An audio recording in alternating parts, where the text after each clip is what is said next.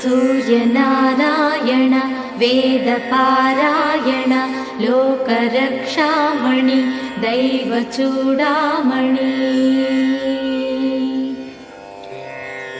पद्मिनी वल्लभ वल्लकी गानलोल त्रिमूर्तिस्वरूपा विरूपाक्षनेत्र महादिव्यगात्र अचिन्त्यावतारा निराकार दीनापराकय्य ओ अय्य बुद्धान्त निर्धूत तापत्रयाभील दावाग्निरुद्रा तनुद्भूत निस्तार गंभीर संभावितानेक कामाज्यनीकंबुलंदाटि एकाकिनै चिक्की ఏ దిక్కునుగానగాలేకయున్నాడ నీవాడనో తండ్రి।